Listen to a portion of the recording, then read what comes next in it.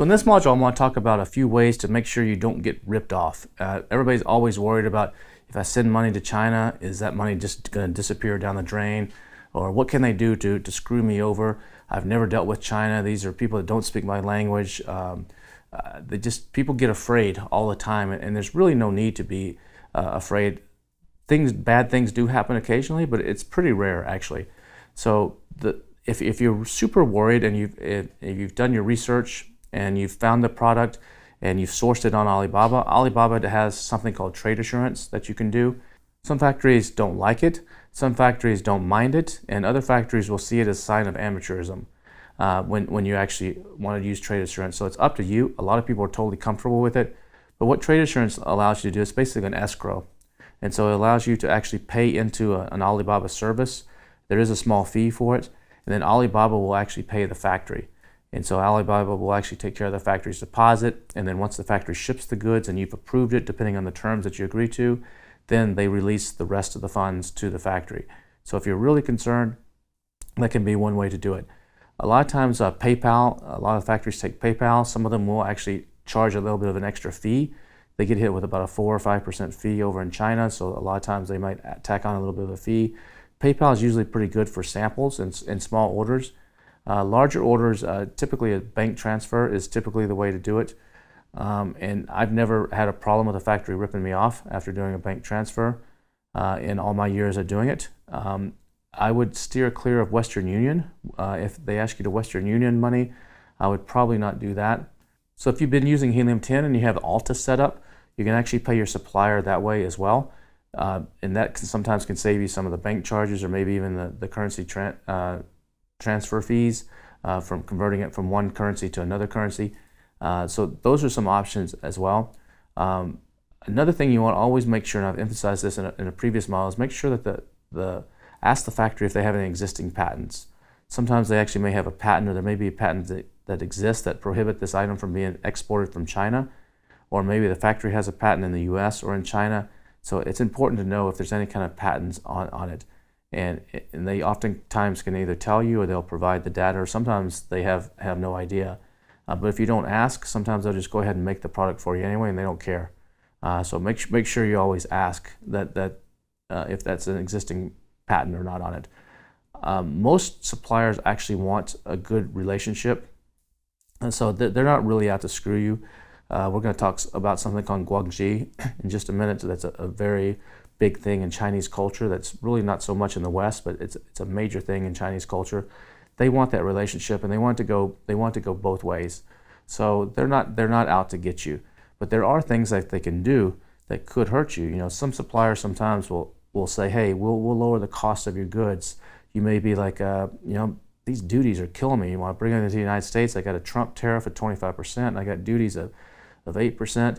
This is adding 33% to my cost of my goods. And you're charging me $10 to make these things. Can you just put on the invoice that they only cost $3 to make? And some suppliers will do that. And that way, basically, in effect, lowers your taxes by like 70% that you're paying to bring it into the United States. That's illegal. So don't do that. But some suppliers will offer to do that. And if you don't know different, it can get you in trouble. And U.S. Customs they kind of know the value of things when they come through. And they have a database. And if something gets flagged in there, it can be a problem. So don't do those kinds of things if someone offers to do that for you.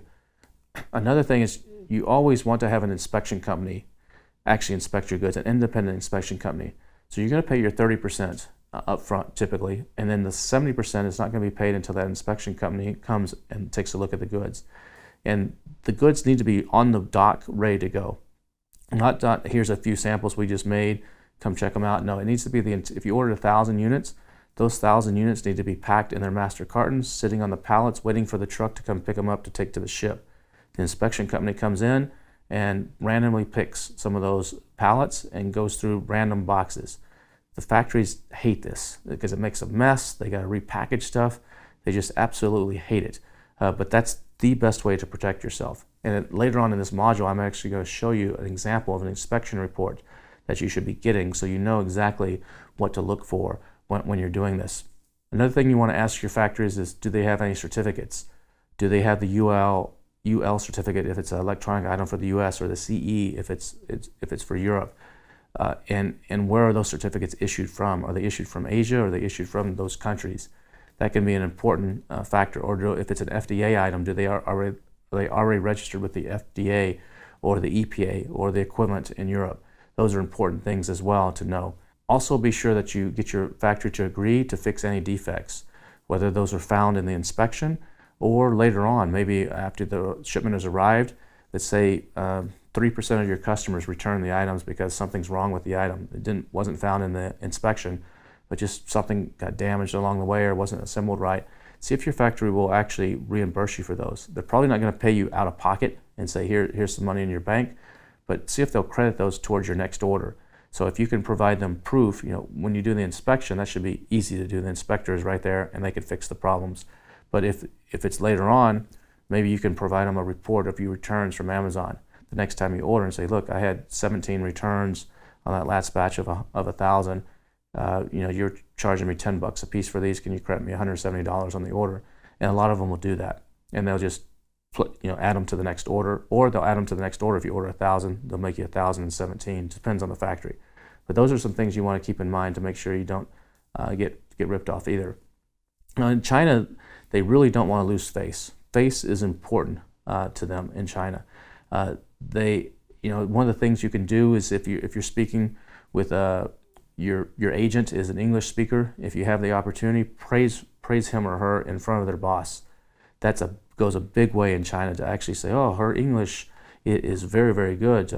Good job in hiring her. Those kinds of things go a long way in Chinese culture. And so anytime you can do that, that's great. Gifts go a long way in Chinese culture. For like Chinese New Year, sending the little red envelopes with some money in it. Or when you go to visit, or even if you don't go to visit, if you can send a gift from your local country to your factory, of something that's unique to your country. They love that kind of thing, and it goes a long, long way. Family photos are big, for vacations and holidays. Asking them for family photos from the Dragon Boat Festival, or sending family photos from your recent vacation. It personalizes it, and those things can go a long way and help you in negotiations and getting better service, getting faster turnarounds. So all those things are important in that culture. Another thing you want to make sure you do to make sure that you don't get ripped off is don't make sure you have agreements that they can't use your images. A lot of these, you might create some really cool images for your packaging or your product, and sometimes these will end up on Alibaba, or they'll end up on the company's website, and they'll freely use them. So you got to make sure you have agreements in place that say they can't do that. And the same thing goes for them exhibiting your product at a trade show. You don't want them at the Canton Fair showing your product on the shelf unless you've given them your approval to do that. So you don't want your hard work getting out there for other people just to easily copy, because it's not so much the other Amazon sellers that might see it, it's other factories that are walking by and they're scouting out the other booths and they're like, ooh, look at that, that's a cool modification, let's do that. And they might not have seen that otherwise because they weren't searching for it on Amazon. Another thing you can do in China to protect yourself is what's called an NNN agreement, and that stands for non-use, non-disclosure, and non-circumvention. And basically what that means, these have to be written in Chinese, so they can't be written in English. They have to be written in Chinese and drawn up under the Chinese law. But basically non-use means that the factory, if you create a custom mold or custom design, they can't use that to sell that to other customers. If you don't have that in place and you create something special, a lot of times these factories will take that and use it to sell to other people. And they'll use your mold and just take your logo out and put the other person's logo in. So make sure that they don't do that. The non-disclosure means they can't tell anybody that they're making stuff for you. So if some other Amazon seller calls them and says, hey, do you make stuff for Kevin, his company? They have to deny or say, no, we're not allowed to say that. That's the non-disclosure. The non-circumvention is they can't go around the back door. They can't say, well, we didn't do it, but family culture in China is big, so maybe their brother-in-law down the street owns a factory, and so he did it. And so that's a circumvention where they kind of do a little workaround to where it's not actually them doing it, but it's somebody else, and they kind of aided in that process. So if you're worried about that, you can get an NNN agreement drawn up that can help protect you. Now let's talk about Guangxi a little bit.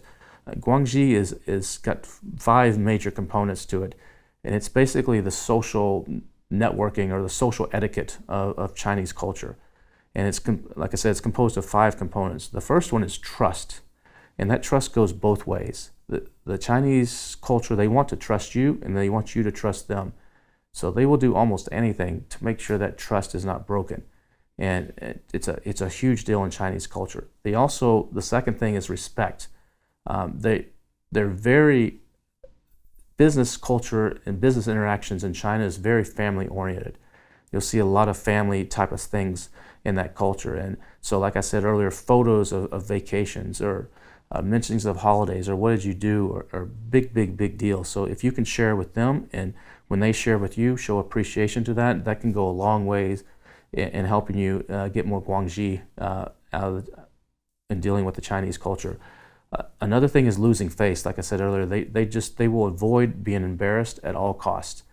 You know, if you ask them, can you do something? Maybe they have no clue how to do it. They will say, yes, of course, we can do it. And they'll try to figure it out later because they don't want to be embarrassed and say, no, I have no idea how to do that. So they'll just say yes to everything. But that doesn't mean they'll actually follow through and do it or be able to do it properly. So you got to be careful with that. They'll do anything to not be embarrassed. Another thing is that in the Chinese culture, they're extremely competitive. And you can see this with some of the people from China that sell on Amazon. It's super competitive. They'll do almost anything to get ahead, and including sometimes breaking the rules. And so in Chinese culture, because there's 1.5 billion of them, to stand out, they have to be competitive. And so it's a super competitive culture. And so keep that in mind as well. And so, but you can use that to your advantage when it's competitive, when you're saying, well, you know, if you tell me a price of $3.52, but the guy down the street who makes stuff for Coca-Cola is telling me $3.40, I'll just go with him. They're going to be like, no, we're better than the guy that makes stuff for Coca-Cola. We'll give it to you for $3.39. So you can use that competitive nature to your advantage as well. The other thing is the value of time. They really want to cultivate and build relationships over time. It's a big deal, and that's why going to visit your factories in person or meeting them in person at a trade show, or if they fly to the U.S. and are going to the ASD show or something in Las Vegas, if you're able to go out and meet them, those things can pay off in dividends. The price of your airfare and your hotel and going out there can come back to you in droves and better deals and better pricing down the road. So always try to meet them in person whenever you possibly can. Now, what I want to do now is I want to actually show you an example of a inspection report. And this is something that, remember, I said you should always do, whether it's your first order or it's your 100th order with the factory. And even if the first 99 orders were all perfect, you still have to do it every time. I don't know how many people I've seen that's like, I did this like 10 times and it just delays things. It costs me money. The 11th time they get it comes, it's a huge disaster. Inspection reports, as you're going to see in this example, are 20, 30 pages long. They have pictures of everything. They'll weigh things, they'll smell things, they'll drop them, they'll check for little threads, and there's certain parameters that you want to look for to make sure that you don't have any major defects at all. You have very few minor defects and very few cosmetic defects. But let's take a look at an example of one, and I'll walk you through it just so you have an idea. All right, this is an actual inspection report from one of my products from several years ago. And as you can see in the top right corner, this inspection actually failed. And let's take a look at this report. This is for an ab roller that I was doing. And you can see the main picture there of the ab roller spread out. That's how it's supposed to look assembled. You see the two wheels, the handlebars. It has some foot straps that attach to your foot to actually give you some additional function. That's one of the ways that I differentiated this product, is with these foot straps that attach to it. And you can see here, if you look at down here, there's something called AQL. And the AQL is the main component. You can look up over here. It was 2,000 pieces that we did, and on this particular run. And you can see here that the sample size was 200 over here in the remarks. And the maximum allowed critical mistakes was 0. So if something was just really bad, even one critical mistake, this whole thing would have failed. Major errors or major problems, we're allowing 7, and they had 0. So there's no major errors and no critical errors. But minor errors, out of 200, they found 14. They found 17. If you can see there in the red, the 17 right here in red. But the maximum was 14. And so this particular item failed. Now there's standard AQL measurements, and these are pretty standard here. You can adjust these. If you want to allow a critical mistake, you could say, I'll allow 1, or you could change the major to 10 or the minor to 15, but these are just the standard in the industry, so that's what I left those at. And then you can see here where they check the quantity to make sure it actually was 2,000, it passed, the specifications passed, the product packaging passed, and the measurements passed. So if you scroll on, you're going to see that this is a very, very detailed report. I did not provide them what's called a golden sample. You can see here in number 1, they say there's no golden sample available for comparison because I did not actually have a sample to send over to them. But if they had that, they would have used that to compare. If you see in number 2, the inspector actually showed the samples to the factory and advised the factory to repair them. And they noticed that metal staples were used on all the boxes for the shipment. And you can see here there's a picture. They took a picture, and you can see on the right-hand side here, there's a couple metal staples. That's, instead of taping this or gluing this, the factory took the easy way out, the fast way out, and just put these staples in. And I didn't really like that, and so we had a little talk about that. I didn't make them redo it on this one, but they were not allowed to do that in the future. You can see here, this is the inspection standard right here that we were going by, and the not alloweds. And randomly, they chose 20 cartons at random out of the shipment. And even here, you can see they list the carton numbers that they actually chose totally at random. They didn't let the factory say, here you go, here's the stack over here, check these out, the rest of them are all shrink wrapped. No, they're like, no, we're going to pick at random what we want. And then you come over here, they'll actually notice what they noticed. They noticed a dent on the steel bar, a dent on the wheels. Looks like 6 of them had indentations on the foam handle, and so on. So you can see all these minor defects that they found, and that's what caused this inspection to fail. So what happens when an inspection fails like this is I tell the factory, not only do they have to fix these 17 errors that found, they've got to go open up all 2,000 of these boxes and check for these things again. That's why the factories, they detest this. So they had to go in and pay their workers to go in and like literally reopen everything and see how many more of these problems they found and try to fix them. And then I sent the inspection company again after they supposedly had fixed everything to see if it would pass at that time. And it did pass that time. So still with a few minor things that you're always going to have. It's hardly ever a perfect inspection. There's usually a few little glitches. But let's take a look here at some of the other things that they found. You see here they'll take a photo. There's the dent. And they show you, they put a little measuring tape there to see the size. Here they show something on the wheel. They're showing the dents on the foam, the dirty bag. So they'll take pictures of everything. This is how valuable an inspection report is. So you can actually see, and you can see here, look at this one, there's a big indentation. If a customer gets that, they might think it's used. And the Chinese factories will say, oh, no, it's no big deal. Who cares? Like, no, in the Western culture, it's a big deal. People will think that's used. I might get a bad review on Amazon saying that I sold them a used as new product. You can see on this foam that the foam is messed up. Someone might think that's damaged or used if they got that. So you got to be really careful here. There's another big indentation right there. It's just from the way they packaged it. They didn't package it correctly. So all the problems, the inspection report shows the photos here that you can see of everything that they found. And you can see here there's a little string hanging off. That's common, but they should catch that and clip that off. That's not as big a deal as those foam issues. But you can see here where they're taking a look at the specification. They'll take a look at the packaging. They show here the packaging, how they're packed, what the size of the boxes are, if there's any differentiation. They'll make sure that they've done the correct box, outer box, a triple wall, double wall, or a single wall. They'll make sure all the gluing, everything, they check everything. And then if you scroll down here, a little bit more, they'll do a carton drop test. So right here is what I have them do is they took 3 cartons, and the factories hate this too, and they drop it. And it'll say here from the height they drop it. Usually I ask them to drop it from 3 meters and drop it to the ground and see if anything breaks inside. And some factories refuse to let my inspection company do this, and if that's the case, then we usually fail the inspection, because I want to make sure that everything is packaged correctly and it doesn't move, because this stuff's going to get thrown around like a football when it's shipped and it's shaking on the sea, and UPS guys are throwing it around everywhere. But you can see in this case everything passed.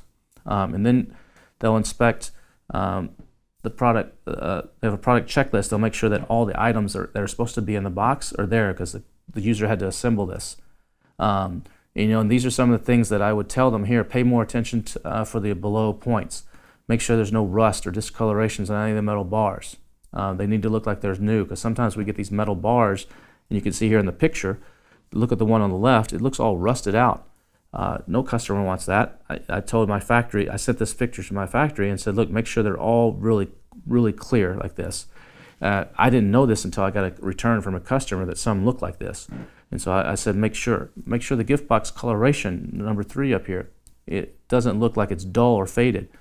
It should be bright and colorful. Make sure the master carton size is 10 units, not 20 units. At some point they were packing them 20 units to save money because it's less cartons. But when those ship into Amazon, it actually cost me more money. It cost me more money to ship them by UPS. It's over the 50-pound weight limit. I told them to make sure there's a three-wall outer carton. Sometimes they'll do a 2-wall to save money, but I want a 3-wall for better protection, and so on. You can see this is what an inspection report looks like. There's some more things I hear about the colorations and make sure the mats doesn't have indentations and everything. So these are things I specified. And if you come down here and look more, they'll actually do measurements. They'll measure the knee pad. They measured the wheels. They measured everything. They checked the weights, and you can see the weights of some of these boxes vary just slightly. So they'll check all the weights. Then if we scroll down a little bit more, they'll show pictures of the outer carton, and they'll show here, you know, where it was going and which carton number it was, how they look inside. So they're basically your eyes on the ground. And they'll show the outer boxes, the color boxes. More pictures here of the product, showing the different views, so I can check and make sure everything's okay. And then they'll show all the parts that were inside, the instruction manual, make sure it's actually printed correctly. They show the front and the back, so you see the plain back side, so I can make sure that they didn't mess that up. They show all the individual parts. Here's all the individual parts up close of each one. And then some more of the parts. Let's keep scrolling here. They'll measure the box to make sure the carton width is actually what they say it was, because that can make a difference when I'm preparing my shipping or my freight going into Amazon. They actually put it on a scale and weigh it and show you a close-up picture of the scale. You can see here. They check the barcode. They actually scan the barcode, make sure the printing didn't blur on the barcode, so because that could get to Amazon if that wasn't printed correctly, and Amazon can't read it, and they're going to charge me to put new labels on there. Here you can see the inspector is actually taking a close look at it with her hands. You can see how she's using it. And in this picture over here, she assembled the product. In picture number 46, she's rubbing it. She's taking a towel and rubbing it across the logo to see if it wipes off. Sometimes the factories will use an ink that easily fades off or wipes off. So she's deliberately trying to see if it wipes off or not in this picture. And then she actually stretches the band in picture number 47 here. And a little pull test to make sure it doesn't snap. And then she actually gets down on the cardboard here and actually tries to use the product and shakes and sees how it works there. And then here they have it in the little bag that it comes with. Another picture of her actually rolled out using it. Everything in the little bag, storage bag. Actually a box dropping, the carton box test, number 52. And then what they look like after the carton box test. So this is how detailed an inspection report is, and why you have to do it every single time. Pictures of the factory building, pictures of it ready to go on to the ship. Here's all the things that she inspected, the stack of everything that the factory has to put back together, and a final little report that shows that she was there. So this is why you have to do this every single time. And there's some additional information here, but it's invaluable, and it's your eyes on the ground.